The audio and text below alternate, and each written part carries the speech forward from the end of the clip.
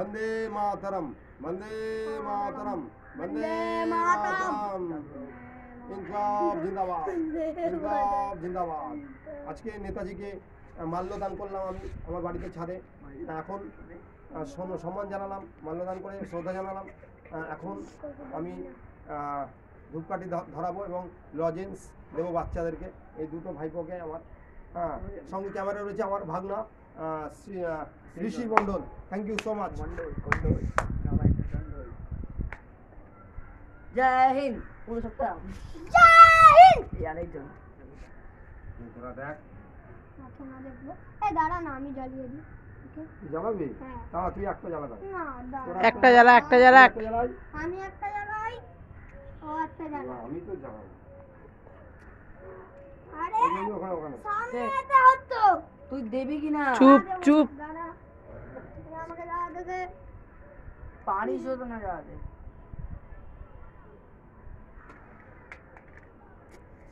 তোর দ্বারা হবে না, সব হয়ে যাবে।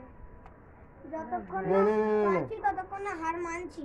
নে, হ্যাঁ সবাই মিলে ধরাই। জ্বালিয়ে দিয়েছি। নেমে যাচ্ছে। হয়ে গেছে হয়ে গেছে হয়ে গেছে। ধরা ভালো মতন হয়ে গেছে। ধূপকাঠি এবার ধূপকাঠি দেখানো হবে। বীর বিপ্লবী, আমাদের বাঙালি বিপ্লবী, দেশপ্রেমিক নেতাজি সুভাষচন্দ্র বসু। এখন ধূপকাঠি দেখাবো। আপা দেখো দাঁড়িয়ে, এদিকে আসো। একটু সরে যা। হ্যাঁ সরে যা একটু এদিকে। ঘুরে ঘুরে ক্যামেরা করবি। হ্যাঁ এবার একটু দে। এবার আমাকে আমার দিদাম জ্বালতে দিয়েছিলি? ঠিক আছে ঠিক আছে। সবাই ধূপকাঠি দেখাবো। তিনটে আনতে হবে এর জন্য। তিন চারটে আনবি তাহলে না চারটে।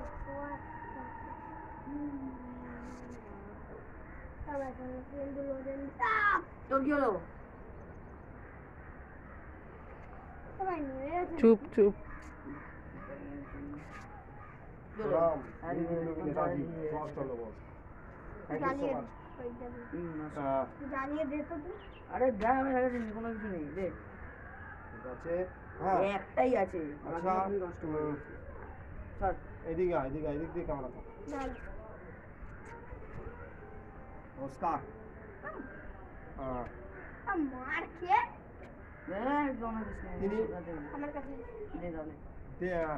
তিনি বলেছিলেন এটা তিনি ভারত মাতার পুজো করতেন। তিনি ভারত মাতার পুজো করতেন নেতাজি। তিনি খুব ভালো ছিলেন, তিনি খুব দেশপ্রেমিক ছিলেন। তিনি দেশের জন্য অনেক কিছু করেছেন, নিজের জীবনকে বলিদান করেছেন। আর তিনি দেশের জন্য রক্ত দিয়েছেন। তাকে আমরা চিরকাল স্মরণ করব।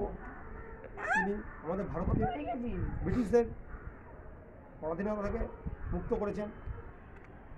সুতরাং তার জন্মদিন আমরা চিরকাল মনে রাখবো, পালন করব।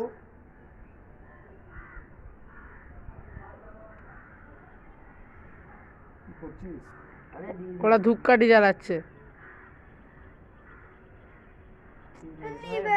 আরে হয়ে গেছে ওটা। তার একটা বই রয়েছে, এই বইটা Netaji Subhash as inspired by Swami Vivekananda.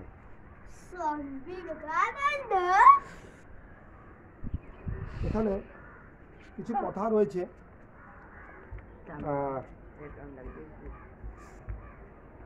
আচ্ছা জুডো, তুই বাবু বাবু চুপ করে দাঁড়া। টিপে দিয়েছি। ভালোভাবে দাঁড়া। সঙ্গে আমার ভাগনা রয়েছে ঋষি মণ্ডল, আজকে ক্যামেরায় ছিল, এখনো আছে। তুমি কি বলবে বলো বাবু, একটা দুটো কথা বলো নেতাজি সম্পর্কে। নেতাজি খুবই একজন ভালো দেশপ্রেমী ছিলেন। তিনি দেশের জন্য লড়াই করেছেন, কিন্তু যখন তিনি বিমানে চড়েছিলেন সেই বিমান দুর্ঘটনায় প্রচার করা হয় যে তিনি মারা গেছেন, কিন্তু সেটা সত্যতা আজও আমরা জানি না। তাই তিনি যেখানেই থাকুক অমর হয়ে আছেন, অমর হয়ে থাকবে এবং তার মৃত্যুটা রহস্যজনক, এখনও সেটা প্রকাশ পায়নি তিনি কবে কোথায় মারা গেছেন। সুতরাং আমরা নেতাজি সুভাষচন্দ্র বোসকে আমাদের চিরকাল বুকের মাঝে রেখে রাখবো। হ্যাঁ, এবং তার এই বইটা আছে, তার এই বইটা রয়েছে কিছু কথা তার বইয়ে, সেটা আমি আজকে আপনাদেরকে জানাচ্ছি।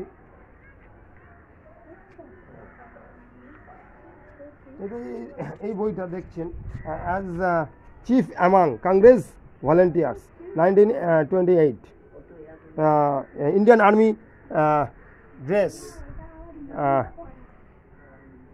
এখানে বলছে